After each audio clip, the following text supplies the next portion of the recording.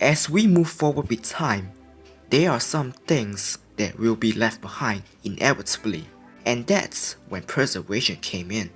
Whether it's TV shows, books, or even toys, some people will still hold on to them to this very day. Gaming is no exception. You see a lot of people still showing their collection of games they bought many decades ago and protect it as if it was a new game they bought recently. Those games meant a lot to them, whether it's nostalgic or other factors. Gaming is another reason people try to preserve it. Some games or medias that never got released officially to the public, and when their time comes, like when the developer announces bankruptcy, they take the game with them, leaving no chance for the fans to taste them one more time. Hello everyone, my name is QFDad, and welcome to the Missing Archive, the show where I talk about video games or anything gaming media in general that you can never access or purchase through official ways. You could say those are lost media. In today's episode, we will be taking a look at one of the popular social network games, couldnt. Enjoy everyone.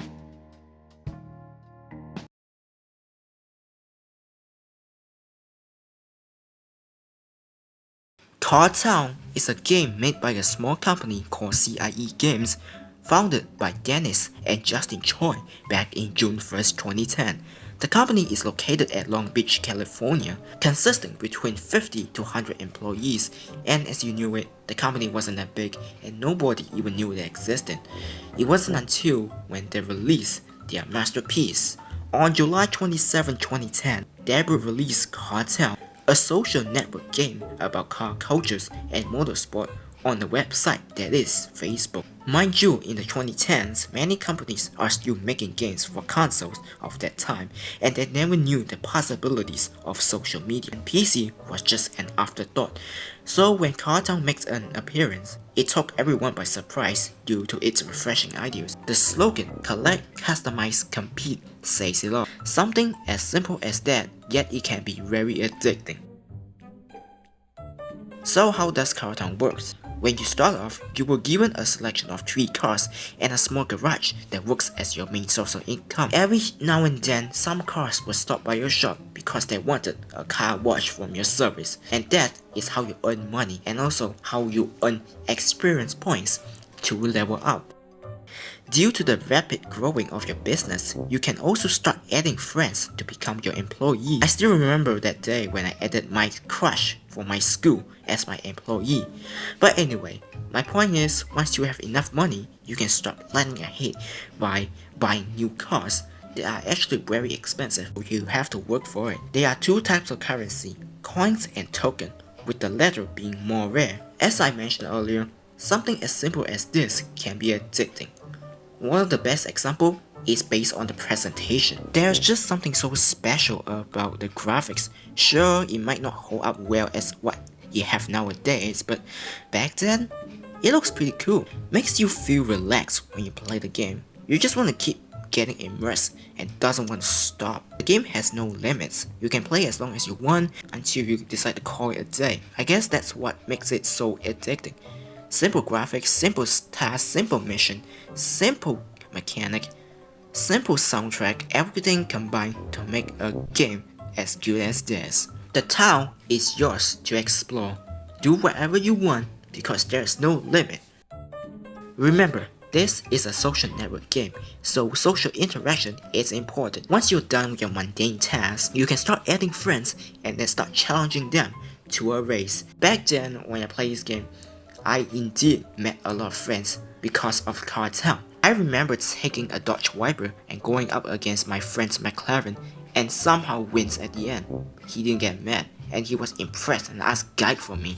Sure, the contents in the game might not be as much as what we have nowadays, but quality over quantity. Despite lacking a lot of features, the game is still addicting. Something simple as that can be fun, and this game proves it.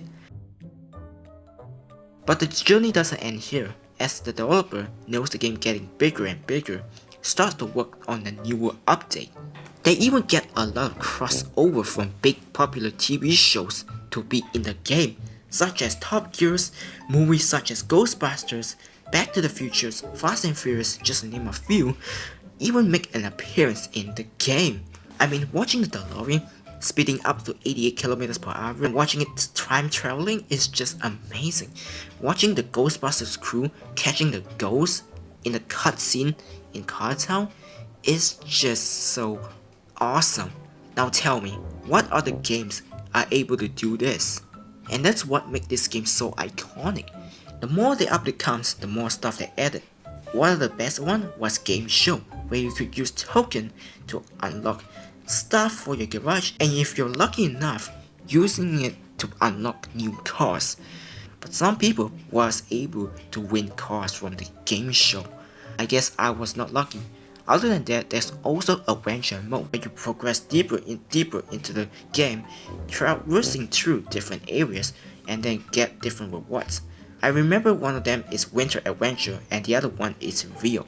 In the Winter Adventure, after going to a couple of moments, you will run out of fuel and you either can wait or just pay to unlock more fuels. Same for Rio. Due to time constraint with my life, I wasn't able to get all the rewards. Luckily, I managed to get one of them. That is pretty fun. Another example is the NASCAR IndyCar, where you keep tapping like a rhythm style game, tapping at the right moment to make the driver zoom past other rivals to finish in the front. Overall, there are a lot of stuff to do in the game, and if I were to be here all day long, I would talk the heck out of it. Cartown would continue to have successes over the next 4 years, from 2010 to 2014. The game garners around 43 million players around the world.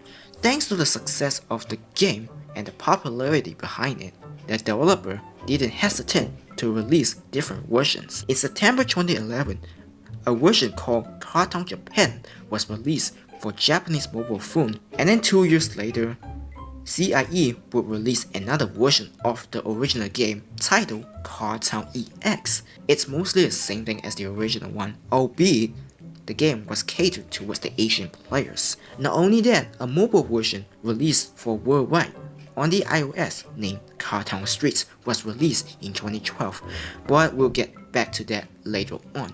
Overall, Cartown continues to have success, and there's no sign of stopping anytime soon.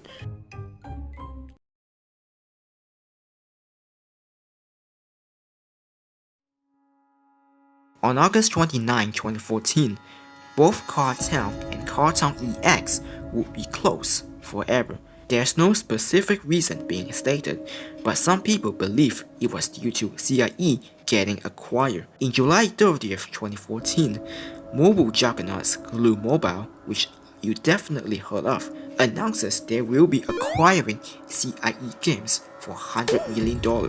This came as a shock because so many fans love the game, and all the stuff they built inside their virtual world, all their achievements, cars, and friendship are gone just like that. Even worse, there's no way to play the game as the developer never revealed the source code to the public, and the fact that the game runs on a server makes it even worse.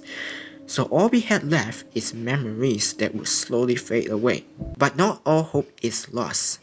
Remember when I mentioned Cartown Streets earlier? In 2012, CIE Games would release Cartown Streets on iOS devices published by Miniclip. The plot is as follows. The game takes place in a small town where it was used to be a popular town that everyone knows, but as time goes on, it becomes a ghost town, and it's your job to bring the town back to its former days. Why does this game sound so familiar? Anyway, this game works as your typical tycoon stuff. Earn money, build stuff, earn money, buy cars, earn money, expand new area, earn money, buy stuff, earn money, open new shop, earn money, raise your cars, earn money, buy new cars, earn money, open crates, earn money, open up new area, so on and so forth. Those are what you did in Cartown Streets. Assigning your cars to do specific tasks to earn money, and also picking up coins from time to time from shops that generate business. Cars can be collected from different crates, which you all probably call loot box. Sometimes you get a good car, sometimes you just get a duplicate, which can be very frustrating. When you have enough car, you can take it to the race. Overall, Car Down Streets is a good game, but there's just something about the original game that this game can't replicate. The game will continue to receive updates and new cars are getting added from time to time. Unfortunately, the game runs on an online server. How I wish it stayed offline though, as in 2015, the game was announced to close down forever once again, meaning the whole game was gone forever. Technically, you can still download the game on Android through third-party sources, but you can never get past the title screen. The online server is gone, so does the game, which sucks because I would love to experience the game, and that is the end for another era of Car Town.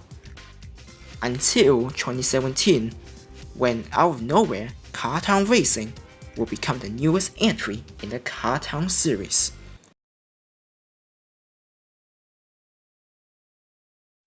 In 2017, Car Town fans would rejoice once again with the announcement of another new installment in the series, Car Town Racing. The beta was released in specific countries throughout the year. It's pretty bad and disappointing. Granted, I haven't played so I can't really judge it, but from the looks of it, I think you already knew the answer. Game feels simplified with touch controls on a pretty basic design track, and the fact that there's a ramp where you can perform trick makes me think they're trying to copy Asphalt 8, which was really popular during that time. Not only that, the game also runs on a few servers, which means after a few moments you have to wait to get more views, or maybe pay your way to unlock more views, which can be tedious. And the fact that you can never unlock cars as it was back then just makes it feel awkward. Graphics are bad, gameplay is meh, definitely doesn't count as Car Town at all. The town aspect is nowhere to be seen. This game definitely doesn't deserve to be called Car Town Racing. In August of 2017, unfortunately, due to the failure of reaching the goal, whatever goal they set, the bar is too high, the game was forced to be cancelled. And that's it. The game was scrapped way before it even gets past its beta stages.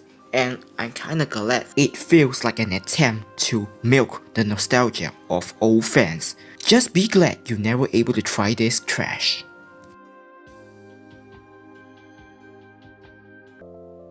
And that is the story of Car Town Game's disappearance. A lot of sad memories, but good news is that I'm glad to experience it while the game is still alive. Something that I wasn't able to do when Club Penguin was shutting down. Car Town has a special place in my heart. It's the first game that I play on Facebook, and it's the reason I created a Facebook account for that. Maybe one day someone will try to bring this game back to life in some way or another. Until that day comes, this file will remain in the mystery archive. Let me know what you think about my first episode of this new series. If you enjoyed it, hey, like, share and subscribe, and don't forget to join my Discord server. Thank you for watching and have a great day.